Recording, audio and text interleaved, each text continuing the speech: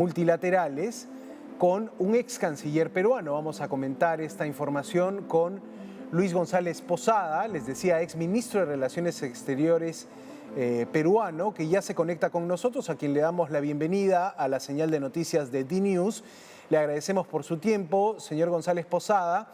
¿Qué le ha parecido la reacción de la Cancillería colombiana? Empecemos por el tema Colombia, porque las relaciones diplomáticas del Perú dan mucha tela por cortar, pero hablemos de Colombia. Inicialmente hay un pronunciamiento de la Cancillería que califica como un acto político del Congreso esta declaratoria de persona non grata a Gustavo Petro, pero dicen esto no puede poner en riesgo ni dañar las relaciones bilaterales. ¿Qué opina usted sobre este incidente en el que Gustavo Petro comparó con tropas nazis a la policía peruana? Muy buenos días, señor González Posada.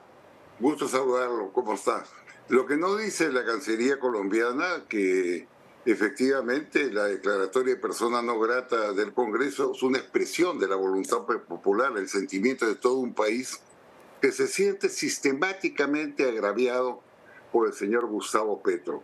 No solo es una especie de blindador de un exmandatario vacado por golpista y por corrupto, pero que forma parte de su círculo de izquierda, como es el señor Castillo, sino que ha esparcido una versión malignamente falsa, diciendo de que Castillo fue vacado por un golpe parlamentario, lo cual no es cierto, y agregando de que está preso sin mandato judicial, lo cual tampoco es cierto porque está preso por un pedido de la Fiscalía de la Nación y por decisión de la Corte Suprema, y agrega que no tiene defensa legal, lo cual es una tercera mentira porque tiene 8 abogados que lo defienden.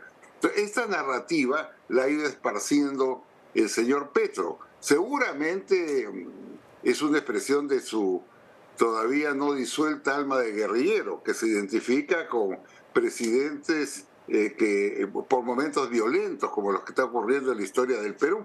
Entonces sí ha afectado, tan afectado que nuestra relación se ha reducido a nivel de encargado de negocios y que no va embajador del Perú a Colombia y que el colombiano no viene a nuestro país. Entonces esto es un hecho muy delicado porque yo diría que es el incidente más grave que ha ocurrido en 200 años de historia fraterna entre Perú y Colombia. No olvidemos que nosotros tenemos relaciones diplomáticas con Colombia desde junio de 1822, ¿no? Con el profundo agradecimiento peruano de que fueron los bravos lanceros colombianos los que vinieron a nuestro país a ofrecer su vida en las batallas de Junín y Ayacucho que determinaron la independencia del Perú y de América.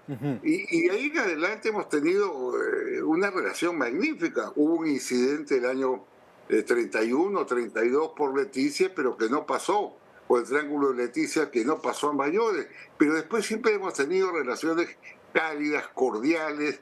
Tenemos una frontera de 1.626 kilómetros, formamos parte de la Alianza del Pacífico, también formamos parte de la Comunidad Andina de Naciones.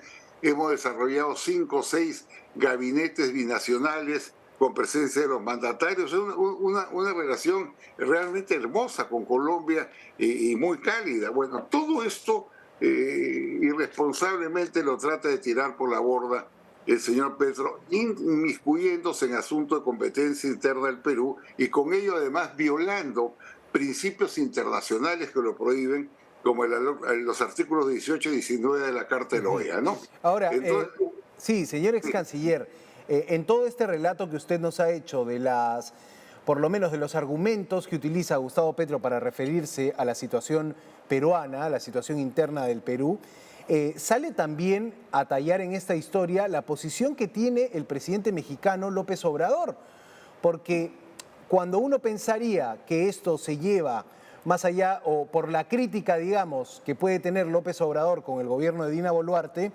resulta que ahora se advierte desde el gobierno peruano de que no quiere México dar la presidencia pro tempore de la Alianza del Pacífico. Y cuando hablamos de la Alianza del Pacífico, quizás sea conveniente anotar que se trata pues de un mecanismo multilateral que en los últimos años, iniciado en 2011, ha permitido una vinculación comercial exitosa para México, Chile, Colombia y Perú.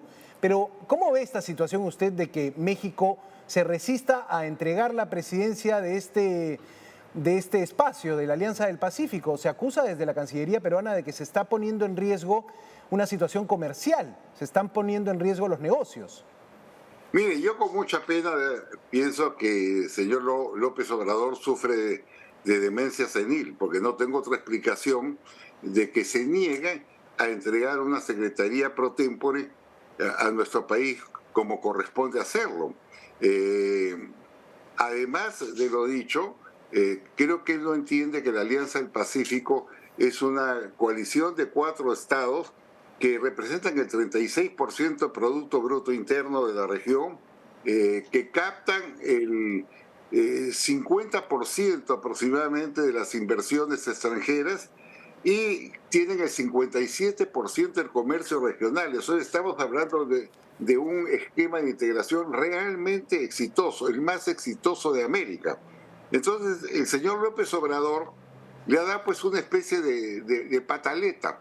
Si no reconocen a Castillo, que es un golpista y corrupto, protegido por él, simplemente no traspaso la Alianza del Pacífico. Entonces, él nos está llevando a una situación realmente grave porque él viene a ser una especie de padrino de Castillo desde que éste asumió la presidencia. Yo recuerdo que cuando se presentó la primera moción de vacancia hace un año, un poco más de un año, López Obrador mandó un avión con un secretario de Estado y con varios diplomáticos. Con el secretario de Finanzas. Para proteger a Castillo.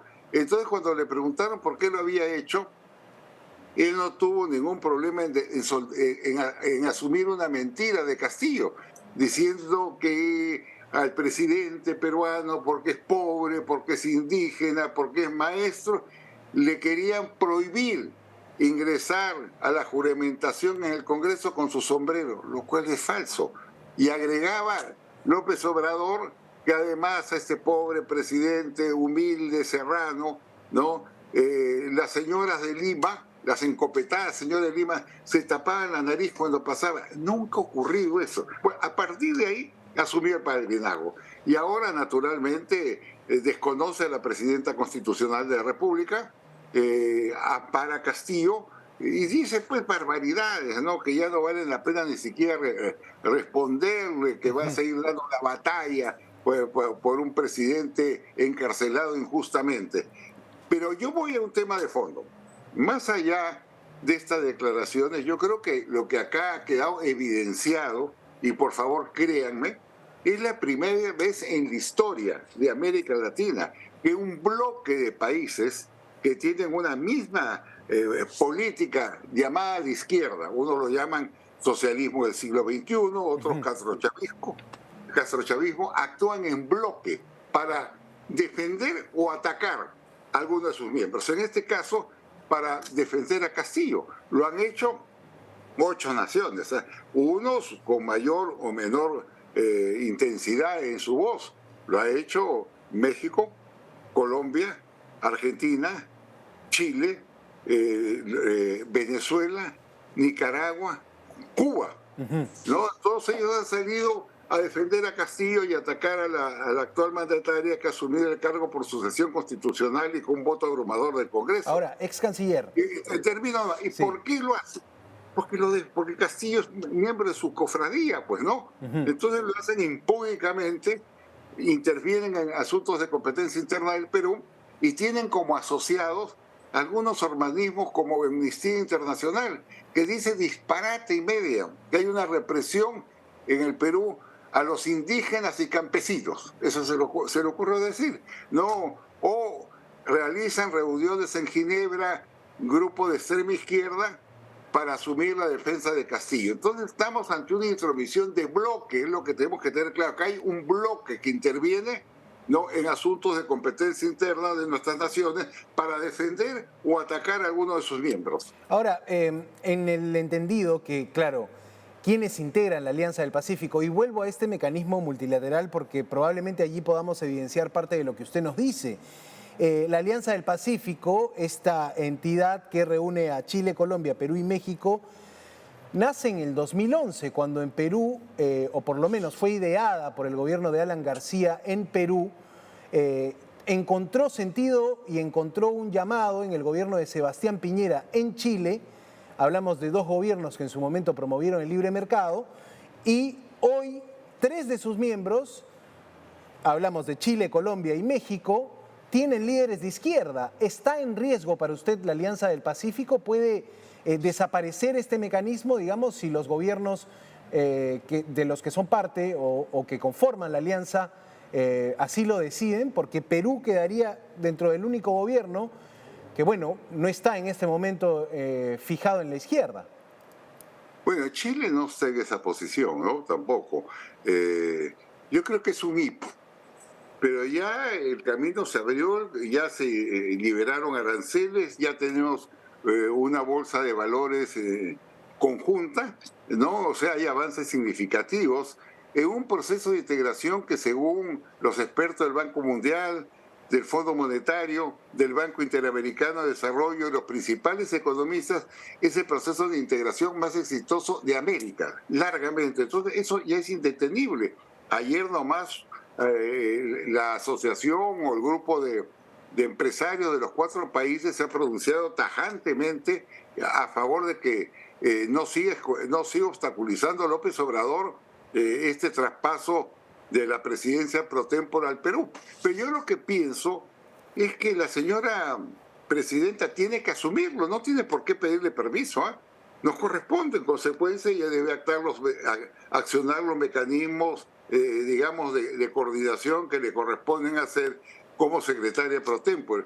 Pasamos un mal momento donde estamos acosados por una izquierda que viola sistemáticamente los derechos humanos y calla o defiende a los países que lo hacen, como Cuba, como Nicaragua, como Venezuela, y que ataca a cualquier país que cuestiona, digamos, a esa cofradía izquierdista violadora de los derechos humanos. Ese es el fondo del tema, ¿no? Hay unos que lo hacen más, otros lo hacen menos, y escuchamos también disparates como ya los conocidos de Evo Morales, que dijo el disparate de que el golpe Pastillo lo había planeado el gobierno de los Estados Unidos.